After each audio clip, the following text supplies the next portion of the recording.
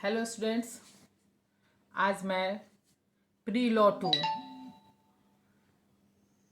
में पहले आप लोग को लॉर्ड कॉर्नवालिस के बारे में बता चुकी हूँ। उसके पहले यूनिट फर्स्ट में आप लोग को Clive, Warren Hastings, regulating act और लॉर्ड कॉर्नवालिस यह सब टॉपिक हो चुका है, लेकिन एक टॉपिक उसका बचा हुआ है, वह है प्लासी का युद्ध, बैटल ऑफ प्लासी।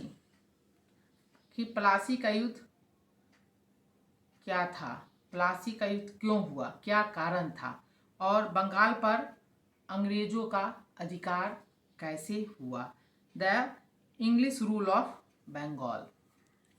तो हम सभी जानते हैं और क्लासेस में इसकी चर्चाएं हो चुकी है कि ईस्ट इंडिया कंपनी की स्थापना 1600 ईस्वी में इंग्लैंड में हुई थी और उसका उद्देश्य क्या था, इस पर काफ़ी चर्चाएं हो चुकी है कि ईस्ट इंडिया कंपनी का यह उद्देश्य था कि हमें भारत के साथ अपने व्यापार को आगे बढ़ाकर हमें उसे लाभ लेना है और हमें धीरे धीरे स्नय स्नय भारत पर अपना अधिकार जमा लेना है।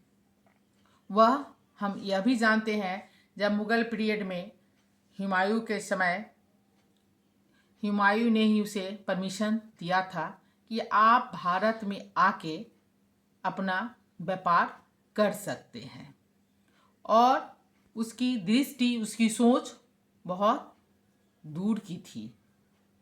तो फिर हम देखते हैं कि भारत में उस समय जब अंग्रेज प्रवेश कर रहा है, आ रहा है, तो मेरा मुगल पीरियड का अंतिम शासक बहादुर शाह जफर की उम्र काफ़ी हो गई थी और वह शासक बहुत ही दुर्बल हो गया था, कमज़ोर हो गया था। और जब कमज़ोर हो गया तो अंग्रेज़ घात लगाकर बैठा हुआ था कि हमें कैसे भारत को पर कब्जा कर लेना है। तब फिर देखते हैं कि जब प्लासी का युद्ध कब होता है, 1757 में। तो आखिर प्लासी का युद्ध यानी बंगाल से ही यह क्यों शुरू किया, क्या कारण था कि अंग्रेजों की दृष्टि बंगाल पर ही पड़ा, बंगाल, बिहार, उड़ीसा। तो हम पहले बंगाल की चर्चा करते हैं कि आखिर बंगाल पर अंग्रेजों का अधिकार कैसे हुआ, वह क्यों करना चाहा। तो हम देखते हैं कि मुगल साम्राज्य के अंतर्गत आने वाले प्रांतों में बंगाल सबसे काफ़ी सर्वाधिक संपन्न था। बंगाल राज्य प्रांत जो था वह काफ़ी संपन्न था, यानी वहाँ धन धन बहुत भरा पड़ा हुआ था।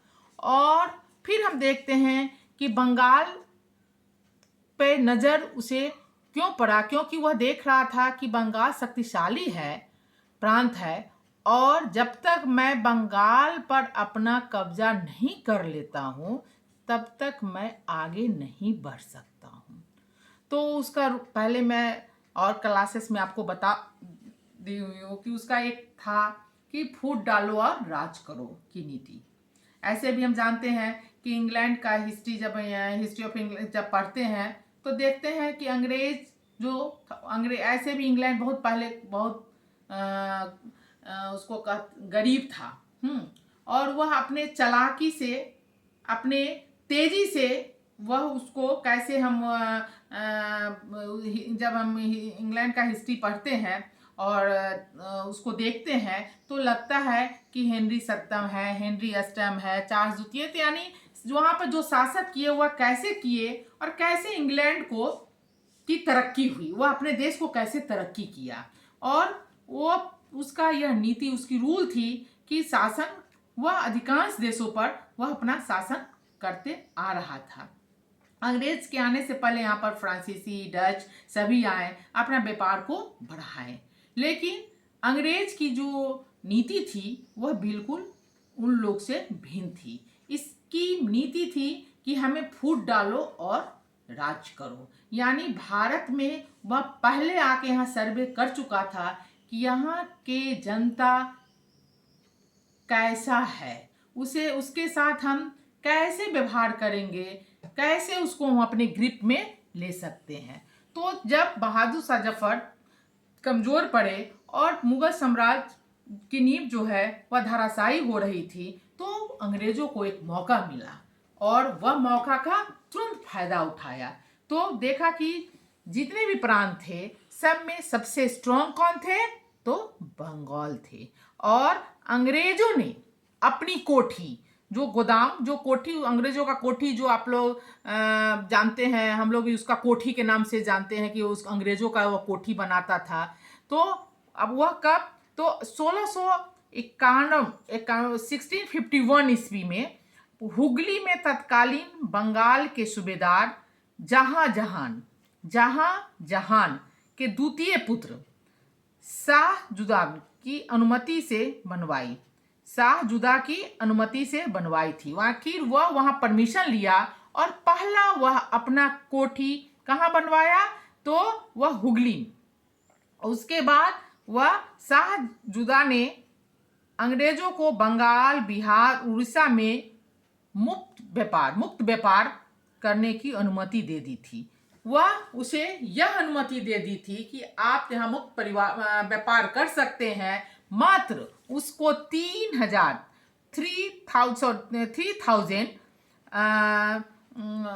उसको इतनी कम रकम थी कि वह बोला कि नहीं, तुम्हें इतनी वार्षिक शीघ्र ही अंग्रेजों ने काशी बाजार, पटना और अन्य स्थानों पर अपनी कोठियां बना ली। उसके बाद अंग्रेजों ने धीरे धीरे स्नेह वह अपना पैर को फैलाना शुरू कर दिया और कासिम बाजार, पटना और अन्य स्थानों पर अपनी कोठियां बना ली। अब हम देखते हैं कि 18वीं शताब्दी पूर्वार्ध में यहाँ के सूबेदारों ने अपनी स्वतंत्रता की घोषणा करके नवाब की उपाधि धारण कर लेती है। वह क्या करता है कि अपना नवाब का उपाधि धारण कर लेता है। अब हम देखते हैं कि 1740 में ईस्वी में, यानी 1740 ईस्वी में अली वर्दी खान ने नवाब शुजा-उद-दौला के पुत्र सरफराज खां को परास्त करके बंगाल की सूबेदारी प्राप्त कर ली। उसे परास्त कर दिया और बंगाल की सूबेदारी जो थी उसे वह हासिल कर लेता है। फिर हम देखते हैं और वह बंगाल, बिहार और उड़ीसा के सम्मिलित प्रदेश का नवाब बन जाता है। वह कहाँ कहाँ का नवाब बन जाता है, बिहार, उड़ीसा और बंगाल, वह तीनों जगह का नवाब बन जाता है। तो तब हम देखते हैं, कैसे देख रहे हैं कि बंगाल पर कैसे अंग्रेज जो है वह अपना कब्जा जमाने पर वह लगा हुआ है, कैसे वह आगे स्नेह धीरे धीरे वह बढ़ रहा है अपनी बहुत ही होशियारी से। तो फिर देखते हैं उसके आगे कि अली वर्दी खां लगभग 15 वर्षों तक मराठों से संघर्ष किया था। तो फिर उसके बाद हम देखते हैं कि वह साहसी और कूटनीतिक भी था। अली वर्दी खां अपने समय में उसने यूरोपियन जातियों को न तो अपने सूबे में संघर्ष करने दिया और न ही सूबे की राजनीति में उनसे हस्तक्षेप करने का मौका दिया। वो अली वर्दी खां ने किसी को भी अपने सूबे पे हमला करने दिया और न उसको ऐसा मौका दिया। वह बहुत ही स्ट्रॉन्ग था, ताकतवर था और अपने दिमाग से भी अपना काम लेता था। वह अंग्रेजों को पूर्ण रूपेण समझता था कि हमें अंग्रेजों के साथ कैसे व्यवहार करना है, क्योंकि वह जानता था, उसकी तेजी को वह परख चुका था। अली वर्दी खां यूरोपियनों को क्या कहता था कि वह एक मधुमक्खियों के समान उसको मानता था। क्या था उसका कहना था कि यदि यूरोपियन को न छेड़ा जाए तो वह क्या है, शहद देगी, और यदि छेड़ा जाए तो वह काट काट कर मार डालेगी। उनकी वो सोच थी कि यूरोपियन जो है उनको क्या है, उन्हें न अगर छेड़ा जाए तो वह शहद देगी, अगर उसे छेड़ दिया जाए तो वह यानी वह हमला काट काट के मारने का, यानी वह हमें परास्त करेगी, हमें कहीं की नहीं छोड़ेगी। यह अली वर्दी खां की का सोच था। लेकिन देखते हैं कि अली वर्दी खां के समय तक ठीक चल रहा था। अंग्रेजों को सोचना पड़ता था कि हमें कैसे बंगाल पर अपना शासन कायम करना है।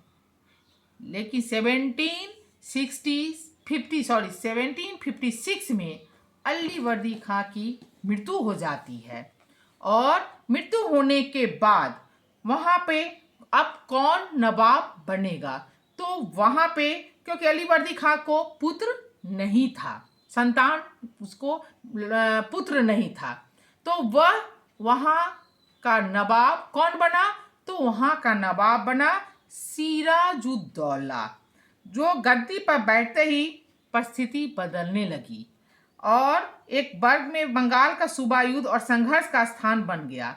क्यों ऐसा हुआ कि सिराजुद्दौला को गद्दी पर बैठते ही वहाँ की स्थिति में भूचाल आने लगी, उथल पुथल होने लगा। ऐसा आखिर क्यों हुआ, तो इसके बहुत सारे कारण हैं। तो अभी जैसे मैं अभी आप लोग को बताई कि बंगाल पर अंग्रेजों का अधिकार कैसे हुआ और वह अपना अधिकार कायम करने के लिए वह कैसा अपना रूल बना रहा था। तो हम देखें कि धीरे धीरे वह पहले कैसे भारत भी आया, भारत में प्रवेश किया, फिर कैसे मेरे यहाँ मुगल पीरियड में देखते हैं कि मुगल साम्राज्य की सत्ता जो है वह कैसे कमज़ोर होते जा रही है और कैसे वह यहाँ पे भारत पर वो अपना शासन कायम करने के लिए सबसे पहले बंगाल पर ही वह हावी हुआ।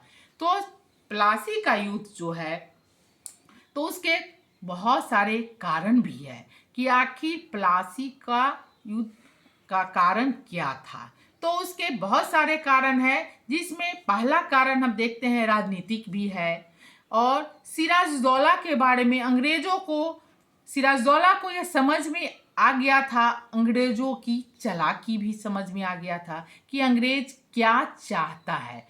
और बहुत सारे पॉइंट है जो मैं पॉइंट को अभी आज पॉइंट में बता दे रही हूँ और फिर नेक्स्ट क्लास में मैं डिटेल्स में कारण का पॉइंट मैं आउट करूँगी, फिर उसके बाद प्लासी के युद्ध का परिणाम बताऊंगी और तब उसके दूसरे क्लास में फिर मैं बक्सर के युद्ध के बारे में बताऊंगी। लेकिन आज जो उसका पॉइंट है, क्या कारण था, पहला राजनीतिक कारण, दूसरा सिराजुद्दौला का प्रारंभ से ही अंग्रेजों पर संदेह करना, तीसरा था नवाब के प्रति अंग्रेजों का दुर्व्यवहार, चौथा था व्यापारिक झगड़ा, पांचवा था अंग्रेजों का कृष्ण बल्लभ को नवाब के हाथों में देने से इनकार करना। फिर देखते हैं कि छठा 6 पॉइंट क्या था कि अंग्रेज द्वारा कलकत्ता के किले और किलेबंदी करना और नवाब की आज्ञा का पालन न करना। तो यह बहुत सारे पॉइंट्स है जो इसके कारण बने प्लासी का युद्ध का, और यह कारण आप लोग भी कुछ इसको पॉइंट आउट कीजिएगा, इसको लिखिएगा। फिर मैं इसके बाद नेक्स्ट क्लास में बताऊंगी कि यह कारण क्या का पॉइंट बताऊंगी, यह कारण जो राजनीतिक कारण था, क्या कारण था, उसमें क्या पॉइंट आया था और यह कारण क्यों बना था। तो ठीक है, अब फिर नेक्स्ट क्लास में मैं आपको इसके कारण के बारे में बताऊंगी। धन्यवाद।